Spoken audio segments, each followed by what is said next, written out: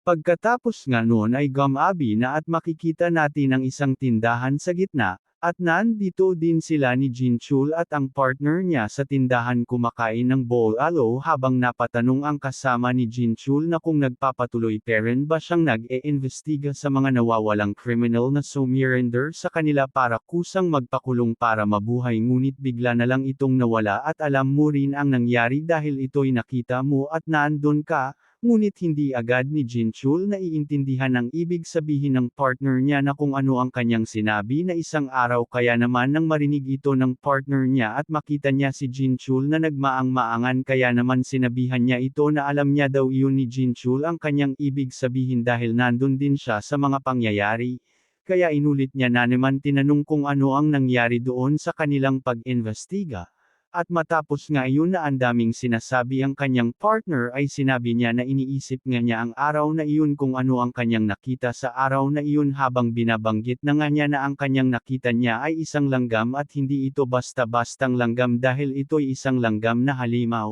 At sinabi nga niya ulit na basta daw ay isang langgam ang kanyang nakita dahil nagkatinginan sila ng harap-harapan nito kaya naman nang marinig ito ng partner ni Jinchul ay napatanong siya ulit kung isa ba talagang langgam na halimaw ang kanyang nakita na malaki ang katawan at sinabi nga ulit ni Jinchul na isang langgam ngunit hindi isang karaniwan na langgam na iyon. At hindi na natapos ni Jinchul ang kanyang sasabihin dahil may taong lumapit sa kanila at sinabi nito kung ano ang ibig sabihin ni Jinchul na isang langgam dahil daw ang langgam na iyon ay mukhang human and monster ang katawan nito na ang nagsasalita ay si Park Jessel Viper ang guro ng ating bida. At balik nga tayo nung hinamon ng ating bida ang club ng track and field para talunin ang club na track and field ng kanilang paaralan, na makikita nga natin sila ni Choi Tae-wong at mga kasama niya na hinihingal na walang tigil sa pagtakbo. Napatanong ang kasama ni Choi Tae-wong na kung ano ang goal niya para manalo sa regional, na agad naman siyang sinabihan na isa lang iyon na maliit na bagay na mas mabuti pa daw na sabihin nila ang goal nila ay conquer the whole nation habang tumatakbo nga sila ay inuulit nga nila iyon sabihin para hindi sila mahinto sa pagtakbo. Habang si Yang Hil naman ay hindi na kinakaya pang makahabol sa ating bida at malapit na sumoko sa pagtakbo dahil malapit na maubusan ng hininga. Napansin naman ito ng ating bida na malapit na sumuko at napasabi nga siya na bakit pa nito na pinipilit na humabol sa kanila dahil malapit na itong bumagsak ang katawan nito para makasabay sa kanila sa tagal nilang pagtakbo at napasabi na rin nga si Billion na ang batang si Yang Hil daw isang baliw hindi peren sumusoko kahit malapit na itong bumigay ang katawan nito. Kaya naman naawa ang ating bida kay Yang Hil dahil sa pagpupursige nito para hindi maiwan at hindi pa sumusuko na binibigyan nga ng ating bida ng buff si Yang Hil para bumalik ang lakas nito. Nagtataka nga si Yang Hil kung bakit ang gaan ng kanyang katawan at parang gusto pa niyang tumakbo na parang nagwawala ang kanyang katawan para tumakbo. Humururot nga si Yang Hil sa pagtakbo na naunahan na nga sila ni Choi Tae-wong at ang kanyang mga kasama nang makita nga nila ito ay nagulat nga sila kay Yang Hil dahil parang hindi pa ito nauubusan ng lakas at parang bumalik ang lakas nito at tila nawala ang pagod ni Yang Hil sa tulong ng ating bida sa pagbigay niya ng buff kay Yang Hil. At makikita nga rin natin ang guro ng ating bida si Viper nagmamasid lang sa kalayuan. Nag-iba nga ang kanyang mukha nang makita niya ang ating bida at si Yang Hil na hindi man lang nahihirapan at natalo pa nila ang team ng track and field. At balik nga tayo sa pag-uusap nila ni Jinchul at Viper sinabi nga niya ulit na ang halimaw na iyon ay hugis human ant monster na habang naglalaway nga ang pagmumuka nito sa lasing. Umalis na nga si Viper dahil lasing na daw siya at parang ang dami niya nang sinabi dahil lasing na siya agad nga siyang pinahinto ni Jinchul sa pag-alis ng isang sandali. Sinabihan nga ni Jinchul si Viper na sabihin pa niya ang ibang bagay at detalye pag-usapan nila daw iyon. At matapos nga ang gabing iyon na pag-uusap nila ni Jinchul at Viper ay pinagmamasdan ng ating bida ni Viper sa bintana nito kaya napatanong ang ating bida kung bakit tumahimik ang ilang araw at parang binabantayan siya sa kalayuan. At sinabihan nga ang ating bida ni Bellion na kung bakit hindi na nila burahin ang alala ni Viper para hindi na sila magkaproblema kay Viper ngunit hindi sumang-ayon ang ating bida dahil gusto pa niyang obserbahan kung magbibigay ba ng problema si Viper sa kanila at bago pa sila kumilos. At sa gate ng paaralan ng ating bida, ay dumating si Jinchul para mag-imbestiga sa kanilang pinag-usapan ni Viper nung isang gabi. Napapaisip nga si Jinchul patungkol sa kanyang pag-imbestiga dahil parang may connection ang mga pinag-usapan nila ni Viper nung isang gabi sa paaralan na ito. Ngunit namomroblema si Jinchul kung paano siya magsisimula na imagine nga niya kung paano siya magtatanong sa ating bida kung nakakita ba ang ating bida na isang langgam hugis tao nang mag-isip nga niya iyon nagdalawang isip siya kung yun ba talaga ang kanyang gagawin at nagpag-isip-isip niya parang na siyang baliw kung gagawin niya at baka pado iisipin ng ating bida kung may sira ba siya sa pag-iisip. Sa kanyang likod ay may dumaan na isang shadow sa lupa tila may papuntahan. At nang makadaan ito ay napansin naman ito ni Jinchul ang dumaan na shadow monster ng ating bida na bahagya nga siyang kinabahan nang makita niya ito, at nang napagtanto niya na nga ito ay lumaki ang kanyang pagkainteresado na imbestigahan ang eskwelahan ng ating bida, tinitingnan niya lang itong lumayo sa kanya habang pinagmamasdan niya itong maglaho. At makikita natin ang ating bida na pinapaikot-ikot niya ang ballpen sa kanyang kamay na iniisip niya ang sinabi sa kanya ng alagad niya na may isang lalaking dumating sa kanilang paaralan. Maya-maya pa ay dumating na si Jinchul sa classroom ng ating bida para hanapin siya at tatanungin ng kakaibang bagay nang makarating nga si Jinchul sa kanilang classroom ay bahagyang nagulat ang guro ng ating bida nang makita niya ang dumating dahil isang detective ang dumating sa kanila. Tumayo na nga ang ating bida dahil siya ang hinahanap ni Jinchul sa kanilang classroom kaya sa kanyang pagtayo ay naririnig niya ang mga sinasabi ng kanyang kaklase na pinag-usapan siya na kung may nagawa ba ang bida kaya siya tinatawag ng isang detective. Makalipas nga lang ng isang sandali ay nakalabas na sila ni Jinchul at ang ating bida.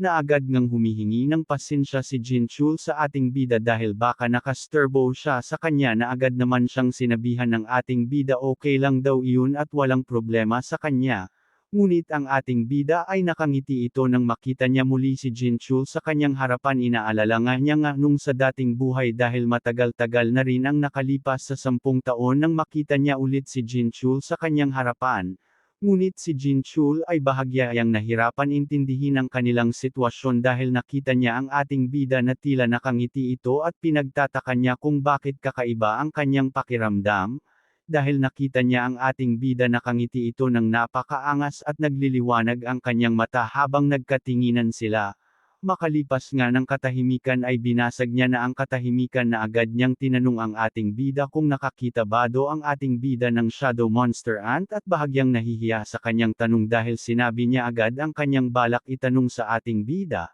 At ipinakita niya sa ating bida ang litrato na kanyang ibig sabihin dahil kung may naiisip ba ang ating bida at kung napansin niya na ba itong kahawig ng litrato at nang makita ng ating bida ang litrato ay bahagya siyang namangha dahil kahawig na kahawig ni Bero ang litrato pinapakita ni Jinchul sa kanya. Nang matapos mapagmasdan ang litrato ng ating bida ay agad niyang sinabi na nakita niya na ito ang nang marinig nga ito ni Jinchul ay bahagya siyang hindi agad nakapagsalita ng sinabi ng ating bida. Kaya naman nang naproseso niya na ang sinabi ng ating bida sa kanya ay agad nga siyang nagmamadali na tinatanong ang ating bida na kung nakita ba niya talaga at dagdag pa niya kung saan mo ito nakita at sino ang ating bida. Maya-maya pa ay huminto na si Jinchul sa kanyang asal sa ating bida sa pagmamadali nito sa pagtatanong sa ating bida at humihingi siya na pasensya sa ating bida sa ginawa niya kanina dahil daw siya ay na-excite lang at disporado na malaman ang lahat sa mga katanungan na gumagabag sa kanyang mga katanungan sa mga nangyari. Ngunit ang excite ni Jinchul ay magbabago dahil sinabihan siya ng ating bida oo nakita niya na ang litrato dahil nakita niya na ito sa pelikula at sa anime dahil isa ito sa mga kailigan ng mga bata sa ganda ng effect kapag nagbabago na ang bida sa kwento.